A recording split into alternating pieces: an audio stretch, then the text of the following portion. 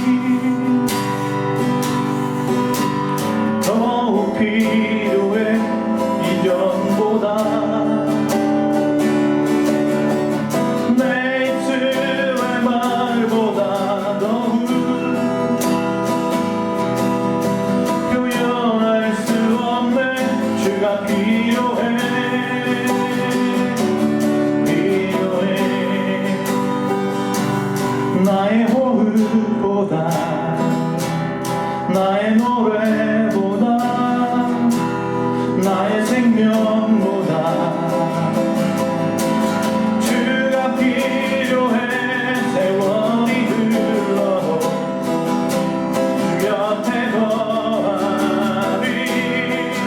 결코 돌아가지 않을 위의 삶으로 나 주님이 더욱 필요해. 이전보다 내 입술의 말보다 더욱 표현할 수 없네. 주가 필요해. 필요해. 아멘. 주 나의 모습 보해. 상한 나의 말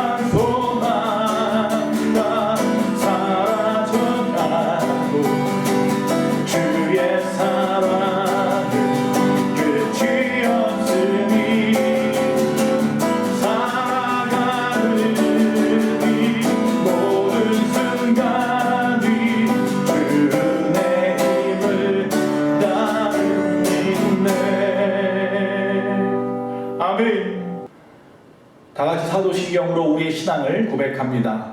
전능하사 천지를 만드신 하나님 아버지를 내가 믿사오며 그 위아들 우리 주 예수 그리스도를 믿사오니 이를 성령으로 잉태하사 동정녀 마리아에게 낳으시고 본디오 빌라도에게 고난을 받으사 십자가에 못 박혀 죽으시고 장사한 지 사흘 만에 죽은 자 가운데에서 다시 살아나시며 하늘에 오르사 전능하신 하나님 우편에 앉아 계시다가 저희로서 산 자와 죽은 자를 심판하러 오시리라. 성령을 믿사오며 거룩한 공예와 성도가 서로 교통하는 것과 죄를 사하여 주시는 것과 몸이 다시 사는 것과 영원히 사는 것을 믿사옵나이다. 아멘. 오늘 하나님의 말씀은 마태복음입니다. 신약의 마태복음 14장 34절에서 36절까지 읽도록 하겠습니다. 마태복음 14장 34절에서 36절까지 읽겠습니다. 다 같이 읽겠습니다. 그들이 건너가 게네사렛 땅에 이르니 그곳 사람들이 예수이신 줄을 알고 그 근방에 두루 통지하여 모든 병든 자를 예수께 데리고 와서 다만 예수의 올자락이라도 손을 대기를 하시기를 간구하니 손을 대는 자는 다 나음을 얻으리라. 아멘. 오늘 하나님의 말씀의 제목은 게네사렛 사람들이라고 정해 보았습니다. 자, 우리가 지금 마태복음 14장을 읽었습니다. 이 마태복음에는 특별히 14장에는 4가지 사건이 기록되어 있습니다. 오늘 그 중에 4번째 사건을 읽었습니다. 첫 번째 사건은 뭐냐 하면 바로 세례 요한이 주 앞에 큰 자라고 말했던, 주님을 갖다가 전했던 이 세례 요한이 헤롯 왕의 손에 의해서 순교를 당하는 이야기가 1절에서 12절까지 나옵니다. 헤롯 왕은 당시에 이 아라비아 왕국의 아레다 왕의 딸과 결혼을 했었어요. 그럼에도 불구하고 헤로디아라고 하는 동생 빌립의 처와 결혼함으로 본처를 친정으로 도망쳐버리게 만들었어요. 이로 분이 여긴 아레다 왕이 공격을 해서 결국 헤롯 왕은 전쟁에서 지고 말죠. 역사가 요세푸스는 그래서 이것은 즉 본처를 버린 죄와 하나님의 종 세례 요한을 죽인 죄에 대한 하나님의 벌이다라고 말을 했습니다. 비록 그는 세례 요한은 그 목숨을 잃을 수밖에 없었지만 주님이 이 땅에 오시기 전에 그의 길을 열어놓았고 또한 그가 이제 주님께서 세워지심으로 말미암아서 조용히 역사 속에서 사라지는, 그러나 주님께서 직접 말씀하신 것처럼 그는 주 앞에 큰 자인 줄로 믿습니다. 자, 두 번째 사건은 우리가 너무나 잘 아는 오병이어 사건입니다. 여러분, 마술사들이 펼치는 그 마술을 보면 신기하고 놀랍죠. 그러나 우리는 이미 다 알고 있습니다. 그 모든 것이 다 뭐예요? 눈속임인 거죠. 자, 그러나 오병이어로 5,000명을 먹이고 12광주리가 나면 이 사건은 눈속임이 아닙니다. 그 당시에 정말로 있었던 이야기라는 것입니다. 전능하신 창조주 하나님의 놀라운 하나님의 섭리였던 거예요. 여러분, 열왕기 3장에 보면요, 메마른 이 에돔 골짜기에 물을 흘러넘치는 기적이 나와요. 즉 다시 말하면 이것은 엘리사 선지자의 기도로 인해서 하나님이 베푸신 기적이죠.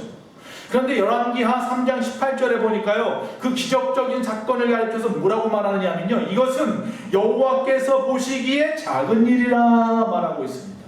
이것은 하나님 앞에는 작은 일이었어요. 즉 다시 말하면 홍해가 갈라지고 요단강이 갈라지고 무리를 걸으시고 죽은 자가 살아나고 여리고가 무너졌던, 하늘에서 만나를 내리셨던 그 모든 일들이 전부 다 하나님 앞에서는요 작은 일이었다라는 거예요. 왜 그렇게 말합니까? 우리가 잘 알다시피 하나님이 천지를 창조하셨기 때문입니다. 모든 것을 창조하신 이가 그 위를 걷고 모든 것을 창조하신 이가 우리에게 먹을 것을 주시는데 그것이 뭐 큰일이겠냐는 거죠. 여러분, 하나님 앞에서 크고 작은 없습니다. 내가 스스로 하나님의 능력을 제한하지 마시기 바랍니다. 세 번째 사건은 바다 위를 걸으신 사건이 바로 22절에서 33절에 나오고 있습니다. 이 사건 역시 어떻게 바다 위를 갖다 걸을 수 있냐라는 질문이나 의심을 한다면 그 사람은 하나님을 믿는 사람이 아닐 겁니다. 말씀으로 하늘과 땅과 바다를 창조하신 그분이 그 위를 걸으신 것이지요. 14장 33절에 보니까 무리를 걸으시는 그 광경을 보고서 배에 있는 사람들이 예수께 절하여 이르되 진실로 하나님의 아들이로소이다 하더라 라고 되어 있습니다. 하나님의 초월적이고 초자연적인 능력을 그들이 보고 놀랐던 것이죠. 자, 이제 네 번째, 게네사렛이라고 하는 마을의 병자들을 고치시는 하나님의 아들 예수 그리스도. 자, 게네사렛은요, 갈릴리 바다 서북 쪽에 위치한 평야를 말합니다. 여러분이 갈릴리 바다를 게네사렛이라고도 하고 또 디베라라고도 하고 갈릴리라고도 해요. 바라보는 지역 마을마다 그 호수를 갖다가 바라보는 이름이 달랐던 거죠. 어쨌든 이 게네사렛 평야에, 비옥한 평야에 많은 사람들이 모여서 살고 있었어요. 그 북쪽에는 가버나움이 있었고 남쪽에는 디베라가 있었습니다. 자, 오늘 바로 이 말씀이 게네사렛 사람들이 취한 그들의 행동, 그로 인한 받은 은혜 한번 생각해 보기를 원합니다. 그래서 우리의 행동이 우리에게 하나님의 은혜를 보하는 귀한 기회가 되기를 원합니다. 자, 먼저 보십시오. 그들은 예수님을 알아보았다라고 되어 있습니다. 35절에 보니까 그곳 사람들이 예수이신 줄을 알고 라고 되어 있습니다. 과학과 신앙의 차이가 무엇입니까? 과학은 알고 나서 믿는 것입니다. 다시 말하면 실험하고 연구하고 검증하고 논증한 결과를 놓고 그 후에 인정하고 수용하고 믿는 것이 과학입니다. 그러나 우리가 아는 신앙은요, 믿고 나서 아는 것이 신앙입니다. 즉 하나님을 믿고 나면요, 천지를 창조하신 그 천지 창조가 보이고 또한 기적들이 보이고 천국이 보인다라는 거죠. 그러나 믿지 않으면 아무것도 보이지 않습니다. 그래서 과학의 세계는 알고 나서 믿는 세계이고 신앙의 세계는 믿고 나면 보이는 세계인 줄로 믿습니다. 이 게네사렛 동네 사람들은 이미 예수님이 행하신 모든 이야기들을 알고 있었고 거기에 대한 관한 이야기들의 소문을 들었던 거죠. 그리고 예수가 어떤 분인지 어떤 일을 행했는지 분명히 알기 때문에 그분 앞에 나오는 거예요. 여러분, 예수님의 능력을 믿으시기 바랍니다. 그가 누구인지를 믿으시기 바랍니다. 그래야 그분을 알 수 있어요. 지식이라고 하는 것도 위대한 힘을 가지고 있습니다. 그러나 부정확한 것들, 불확실한 지식들이 얼마나 많이 있고 그것들이 엄청난 비극들을 갖다가 이루어내는 원인이 되고 불행의 씨앗이 된다는 것을 우리는 잘 알고 있습니다. 영국의 에딘버러 대학의 도서관에서 사서로 일하던 어떤 사람이 새로 들어온 책들이 너무나 많아서 헌책을 정리하게 되었습니다. 그래서 한 교수님에게 도움을 청합니다. 어떤 책들을 뺄까요? 그래서 그 교수가 딱 이렇게 말을 합니다. 지난 10년 동안 사람들이 손을 닿지 않은 것들, 지난 10년 동안 그저 쌓여만 있었던 것들은 모두 다 빼시오 라고 말을 하는 거죠.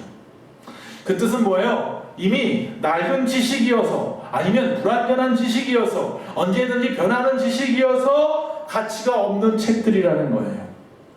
자, 그렇다면 올바른 지식은 무엇일까요? 어떤 지식이 유익하고 바른 지식일까요? 성경에서는 그 해답을 찾을 수 있습니다. 잠언서 1장 7절에 여호와를 경외하는 것이 지식의 근본이거늘 미련한 자는 지혜와 훈계를 멸시하느니라 라고 되어 있습니다. 가장 위대한 지식은 바로 하나님을 아는 지식입니다. 할렐루야. 이것은 변하지 않는 진리인 거죠. 여러분, 노벨상을 받은 사람들, 박사학위를 받은 사람들, 세상의 많은 석학들, 그들 중에도 죄송하지만 하나님을 모른다면 그들은 영적으로 무식한 사람들입니다. 그리고 지식의 근본을 모르는 사람인 것입니다. 그러나 겨우 성경을 읽을 정도의 초등학생이라도 할지라도 하나님을 알고 믿으면 그는 위대한 지식을 근본적으로 터득한 사람인 거예요. 자, 그런 면에서 이 게네사렛 사람들은 바로 위대한 사람들입니다. 왜? 하나님을 알고 예수를 알기 때문입니다. 명문임을 자랑하는 어떤 신학대학교에서 입학자들이 모여들었습니다. 자, 총장이 한 사람 한 사람 면담을 합니다. 한 학생이 들어왔습니다. 어떻게 우리 신학교에 자원하게 되었습니까? 물어봅니다. 그러자 그 학생이 이렇게 말합니다. 저는 이 대학교의 유명한 교수님들을 밑에서 훌륭한 신학을 공부하여서 현대 신학을 그 지식을 얻기 원합니다. 그러자 총장이 그렇게 말합니다. 네, 그러면 먼저 이것부터 하세요. 무엇입니까? 우리 신학대학교에 입학하길 원한다면 내일 아침 8시까지 학교로 오십시오. 그리고 현관문에 서서 들어오고 나가는 모든 사람에게 공손히 인사를 하십시오. 자, 그러자 그 다음날 정말로 이 사람은 허리를 굽신거리면서 많은 사람들에게 인사를 하였습니다. 자, 총장이 다시 부릅니다. 이제 두 번째. 내일도 다시 오전에 아침 9시까지 교회 학교에 나오십시오. 그리고 나서 현관에 드나드는 모든 사람의 구두를 깨끗하게 닦아주십시오. 이 말을 들은 그 지원자가 총장에게 화를 냅니다. 아니, 인사를 하라고 하니까 나에게 선배이고 교수님이니까 인사는 했는데 내가 왜 저 사람들 신발까지 닦아줘야 된단 말입니까? 나는 신학 지식을 배우러 온 사람이에요 라고 말을 하는 거죠. 그러자 총장이 말합니다. 신학의 지식을 배우기 전에 먼저 두 가지 시험을 갖다 치른 겁니다. 자, 우리 학교 학생이 되려면 먼저 겸손히 머리를 숙일 줄 알아야 하고, 두 번째, 모든 사람을 섬길 줄 알아야 하는데 당신은 이 두 번째 시험에서 실패했으니 돌아가시오 라고 말을 하더라는 거죠. 저도 언젠가 말씀드렸잖아요. 저 신학교 처음 갔을 때 30년 전에, 벌써 35년 됐네. 35년 전에 총장님 딱 실에 들어갔는데 앞에 목욕탕 의자 하나 있더라니까요. 거기에 앉으라는데 얼마나 기분이 상하던지 20살밖에 안 된 어린 나이였는데도 불구하고. 그래나 거기에 쪼그리고 앉아있고 그 총장님은 큰 테이블 책상에 앉아서 저하고 면담을 했었던 기억이 나요. 평생 잊을 수 없었어요. 지금의 이 생각, 지금의 이 모습을 기억하라고 했던 그 말씀도 잊어버릴 수가 없었습니다.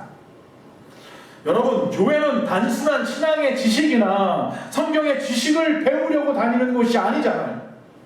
예수를 말고 예수를 믿기 위해서 성경도 배우고 지식도 얻는 거잖아요. 그곳 사람들이 예수이신 줄을 알고 그곳에 모였던 것처럼 우리가 교회에 나오는 이유는 예수를 알아야 돼요. 예수를 믿기 위해서예요. 그게 중요한 거예요. 두 번째, 예수를 알고 두 번째 이 게네사렛 사람들은 두루 통제하여서 모든 병자들을 예수께로 데려왔더라. 할렐루야. 35절에 그 근방에 두루 통제하여 모든 병자들을 예수께 데리고 와서 통지했다. 언어에 보니까 아포스텔로라는 말은 사자를 보내어 사람을 보내어 소식을 전한다라는 뜻입니다. 그러니까 게네사렛 사람들은 이웃과 동네 사람들에게 일일이 야, 하나님의 아들 메시아 하나님의 사람인 예수가 우리 마을에 왔다라는 사실을 알렸다는 거예요. 우리가 예수를 이웃과 친구들과 동네 사람들에게 알리는 방법 세 가지가 있습니다. 첫째는 내 입으로 전하는 것입니다. 내 심령 속에 주님이 계시다는 사실, 예수님이 나의 주님이라는 사실, 내가 그를 믿고 그로 말미암아 구원을 얻었다는 사실. 할렐루야. 로마서 10장 10절에 보니까 사람이 마음으로 믿어 의에 이르고 입으로 시인하여 구원에 이르느니라. 여러분, 입술로 시인하십시오. 나는 예수를 믿습니다. 예수님은 하나님의 아들이십니다. 그가 십자가에 죽으심으로 나의 모든 죄가 대속받았습니다. 둘째로, 입으로만 전하면 되는 게 아니라요, 우리의 삶이 따라가야 돼요. 삶으로 전해야 된다는 겁니다. 세상 사람들은 먼저 예수님을 믿는다는 우리를 보고 예수를 바라보는 거예요. 처음부터 예수 바라보는 게 아니에요. 우리를 보면서 예수님은 어떤 분이신가, 예수님을 왜 믿어야 하는가 알게 되는 거예요. 아, 저 사람을 보면 정말 예수님을 믿어야겠어. 저 사람을 보니까 정말 예수님이 계신 것 같아. 도대체 저 사람이 믿는 예수님은 누구길래 저 사람이 저렇게 하지? 여러분, 여러분의 모습이 예수님을 드러내거나 예수님의 영광을 가릴 수도 있습니다. 정말로 내 삶의 현장에서 예수님을 닮은 작은 예수로 살아야 된다는 것입니다. 예수님을 내 이웃과 친구에게 자연스럽게 전파하고 싶다면 내가 작은 예수가 되어야 해요. 더 중요한 것은요, 예수님을 알리는 것으로 끝나지 않고, 비록 그들이 우리 가운데 오지 못하겠다 여러 가지 핑계를 댈 수도 있어요. 성경에 보니까 뭐 장사를 해야 되고 또 아이를 낳아야 되고 소를 사야 되고 여러 가지 이유를 핑계를 대지만, 여러분, 주님이 강권하여 내 집을 채우라고 말씀하시는 것처럼 모든 병자들 예수님께 데리고 왔다는 겁니다. 끌어왔다는 거예요. 와 보시오. 그리고 그들이 오든지 말든지가 아니라 그 손을 붙잡고 나왔다는 거예요. 그게 중요한 거예요. 여러분, 처음 교회 나왔을 때를 생각해 보세요. 여러분이 모태신앙이 아닌 이상은 누군가의 권유에 의해서 교회 나오지 않았습니까? 보험 가입을 권유하는 그 사람들을 보험 설계사라고도 보통 말씀하죠. 예를 들어서 그분들이 하루에 10명에게 그럼 일주일에 보통 한 50명에게 전화로 보험 가입을 권유한다고 하면 보통 한 사람에서 두 사람 정도 그 말에 혹한다는 거예요.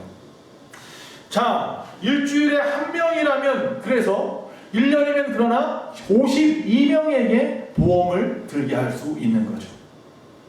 이 개선법대로 전도에 적용해 보면요, 여러분이 하루에 10사람에게만 복음을 전한다면 일주일에 50명에게 복음을 전할 수 있고, 그 50명 중에서 1명이나 2명만이라도 그 말에 응답하여서 같이 교회에 나온다면 1년이면 50명이 넘는 사람들이 주의 복음을 듣게 되는 줄로 믿습니다. 할렐루야. 쉽죠? 쉬워요. 내가 하지 않으니 문제죠. 내가 예수를 알지 못하니까, 내 삶이 예수의 삶이 아니니까 내가 강권할 만한 능력이 없는 거예요. 보험을 권유하는 것은 노후나 훗날의 평안한 삶을 위한 것 아닙니까? 전도는 뭡니까? 천국에서 영원히 사는 것을 권유하는 겁니다. 지옥 가지 않는 법을 가르쳐주는 겁니다. 이렇게 중요한 것인데 왜 전도를 안 합니까? 왜 안 한단 말입니까? 미국의 빌리 선데이라고 하는 유명한 전도자가 말합니다. 지옥을 믿지 않는 사람처럼 머리 서운 사람은 없다. 그것은 타오르는 불길을 끄지 않고 오히려 방문을 단단히 잠그고 방 안에서 불타오르기를 기다리는 것과 다를 바 없다. 불이 났는데 도망갈 생각 안 하고 입을 뒤집어 쓰고 그냥 가만히 있는 사람하고 똑같답니다. 어떤 사람이 꿈속에서요, 이 해골들하고 대화를 나눴답니다. 앙상한 해골들에게 물어봤습니다. 내 속에 머물러 있던 그 영혼은 지금 어디 갔냐? 그저 이렇게 말하더랍니다. 예수 믿지 않고 우상을 숭배했기 때문에 지옥에 떨어졌습니다. 다시 물어봤습니다. 그럼 너보다 더 깊은 지옥에 빠진 영혼은 없냐? 물론 있습니다. 다른 사람은 예수를 잘 몰라서 지옥 갔지만, 예수를 알고 구원도 알지만 그것을 귀히 여기지 않고 예수를 모르는 사람처럼 제멋대로 산 기독교인들의 영혼은 지옥 맨 밑바닥 불구덩이 속에서 소리치고 있습니다. 시사하는 바가 큰 이야기입니다. 게네사렛 사람들은 병든 자, 불쌍한 자들을 예수님께로 친히 데리고 나왔습니다. 예수님을 입으로, 삶으로 알리고 그 사람들을 직접 예수님 앞에 데려온 겁니다.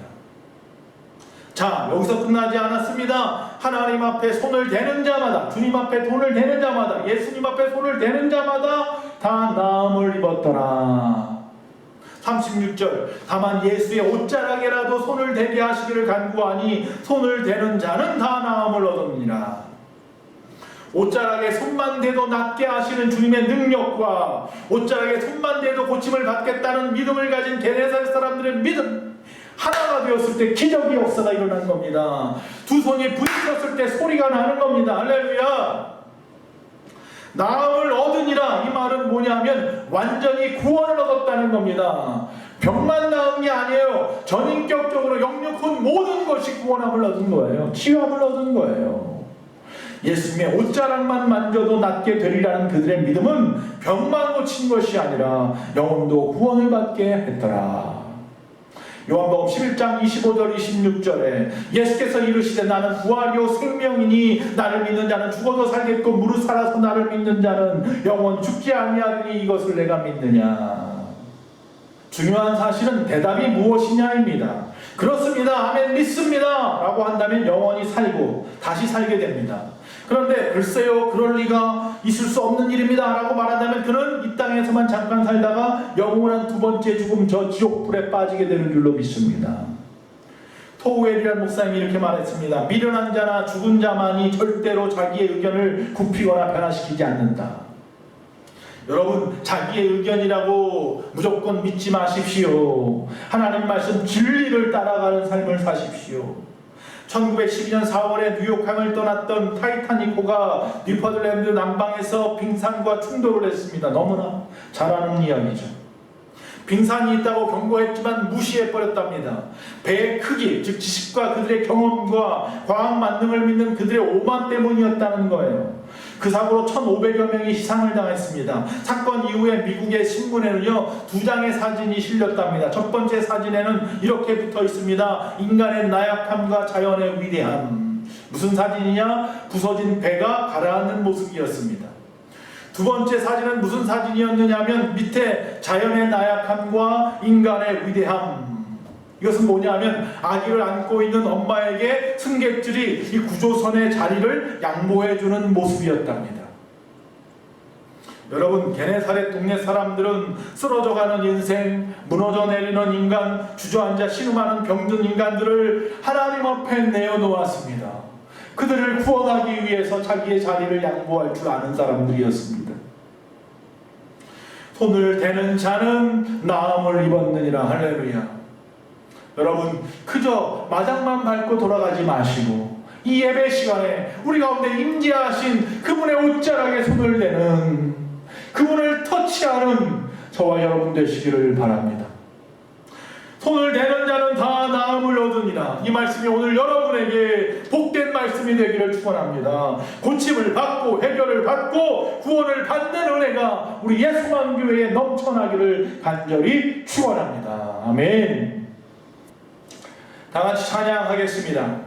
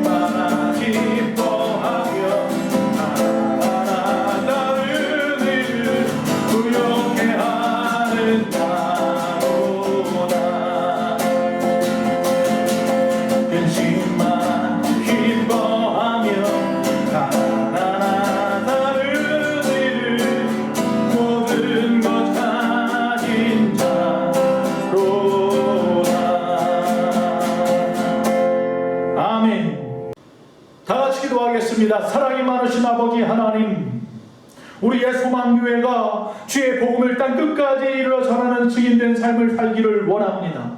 입으로 전하고 우리의 삶으로 예수가 되어서 전하고 우리 주변에 어려움 당하고 힘들어하는 모든 사람들을 강권하여 주님 앞에 내 집을 채울 줄 아는, 그리하여서 우리 곳에 나오는 자마다 고침을 받고 해결을 받고 구원을 받는 은혜가 넘쳐나는 게네사렛 사람 같은 우리의 소망교회 모든 성도님들이 다 되게 하여 주시옵소서. 이 코로나의 어려움 위로를 받기를 원하는 모든 자들마다 이 어려움에서 극복할 수 있는 지혜와 힘을 주시옵소서. 우리의 소망교회 모든 건강의 이름을 다하는 자들마다 지켜주시고 아버지 이 시간 치료의 강선을 말하여 주시옵시고 아버지 우리의 모든 심령들, 가정가정의 자녀들, 우리의 생업 주님이여 도와주시옵소서.